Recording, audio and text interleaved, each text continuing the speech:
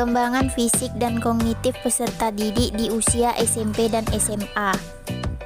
Pengertian perkembangan fisik. Perkembangan fisik atau pertumbuhan biologis merupakan salah satu aspek penting dari perkembangan individu.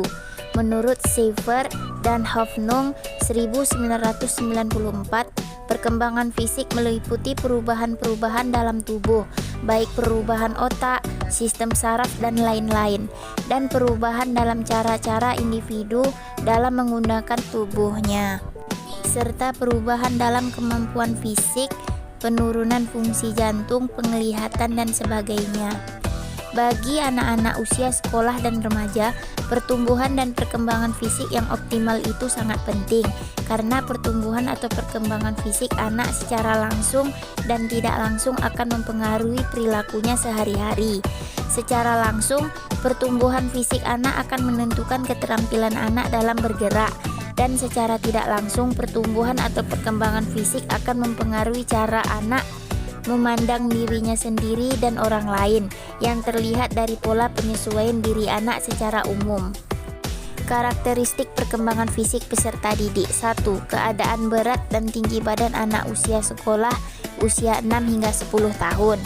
2. Masa pubertas usia 10 hingga 14 tahun. 3. Perubahan fisik. 4. Proporsi tubuh. 5. Kematangan seksual. 6. Perkembangan motorik anak usia sekolah dasar. 7. Masa pubertas. Isu-isu dalam perkembangan fisik natur dan nurture. Natur dan nurture merupakan isu dasar yang menjadi perdebatan sengit dalam psikologi perkembangan. Natur alam sifat dasar dapat diartikan sebagai sifat khas seseorang yang dibawa sejak kecil atau yang diwarisi sebagai sifat pembawaan. Sedangkan nurture, pemeliharaan atau pengasuhan, dapat diartikan sebagai faktor-faktor lingkungan yang mempengaruhi individu sejak dari masa pembuahan sampai selanjutnya. Perkembangan otak. Perkembangan otak merupakan salah satu aspek perkembangan fisik peserta didik yang sangat penting dipelajari dan dipahami oleh orang tua, guru, atau calon guru. Otak adalah sebuah sistem biologis manusia yang sengaja diciptakan Allah SWT untuk mengindra dunia sekaligus memberikan berbagai tanggapan terhadapnya. Perkembangan otak mulai terjadi sejak masa prenatal, yakni kira-kira 25 hari setelah konsepsi. Pada masa awal perkembangan ini, otak terlihat baru seperti sebuah tabung yang tidak rata dan sangat halus. Sekitar usia 5 hingga 20 minggu dari perkembangan janin dalam kandungan, bagian dalam dari ruang-ruang otak ini mulai memproduksi sel-sel neuron. Jumlah sel-sel neuron ini akan semakin banyak seiring dengan terbentuknya hubungan-hubungan baru akibat dari masuknya informasi ke dalam otak. Implikasi perkembangan otak terhadap pendidikan. Otak anak mempunyai kemampuan besar untuk menyusun ribuan sambungan antar neuron. Namun kemampuan itu berhenti pada usia 10-11 tahun jika tidak dikembangkan dan digunakan. Seiring dengan bertambahnya usia anak, proses pembelajaran seharusnya lebih mendorong anak untuk mencari dan meneliti apa yang dikehendakinya. Pembelajaran seperti ini akan mendorong anak untuk berpikir, mengamati, merenungkan, dan menemukan secara kreatif. Sebaliknya, proses pembelajaran harus jauh dari upaya menjajalkan pengetahuan ke dalam otak anak. Penjajalan pengetahuan secara berlebihan akan mengganggu pemahaman dan melelahkan otak anak. Pengertian perkembangan kognitif. Serupa dengan aspek-aspek perkembangan yang lainnya, kemampuan kognitif anak juga mengalami perkembangan tahap demi tahap. Secara sederhana, pada buku karangan Desmita 2009, dijelaskan kemampuan kognitif dapat dipahami sebagai kemampuan anak untuk berpikir lebih kompleks, serta kemampuan melakukan penalaran dan pemecahan masalah.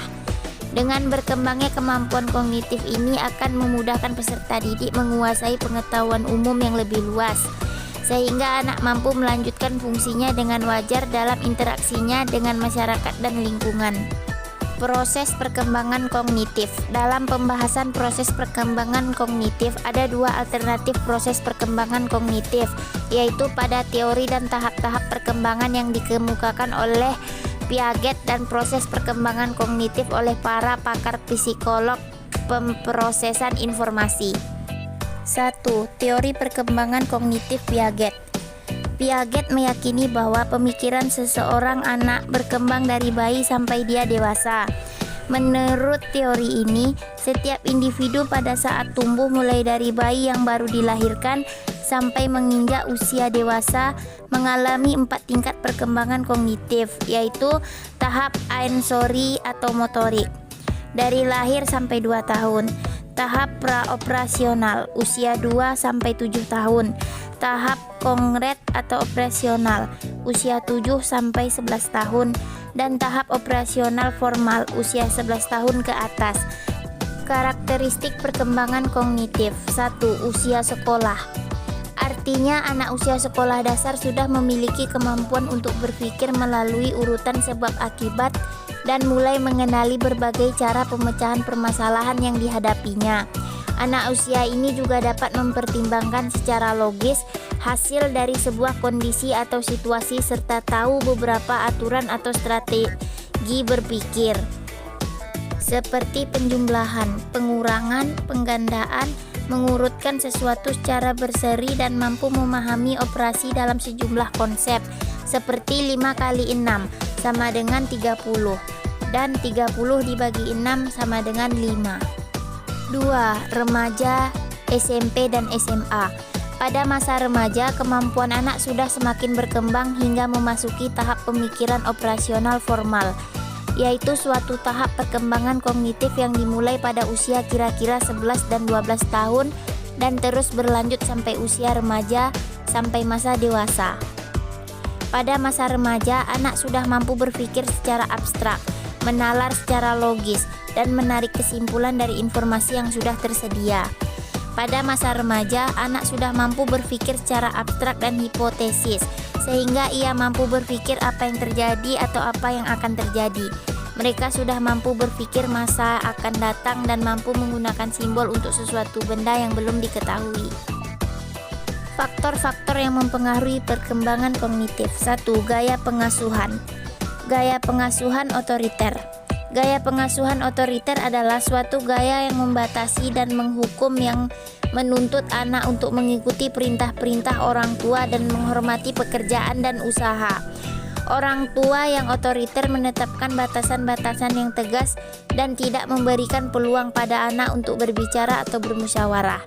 Perkembangan kognitif anak juga menjadi kurang optimal karena kurang ada kesempatan untuk mengekspresikan rasa ingin tahu, mengembangkan kreativitas, serta menyelesaikan masalah secara mandiri. Gaya pengasuhan otoritatif. Gaya pengasuhan otoritatif adalah merupakan pengasuhan yang mendorong anak untuk tetap mandiri, tapi masih bisa menetapkan batas-batas dan mengendalikan atas tindakan-tindakan mereka. Orang tua mampu menunjukkan kehangatan dan kasih sayang sekaligus memungkinkan untuk melakukan musyawarah dalam menghadapi persoalan. Gaya pengasuhan permisi.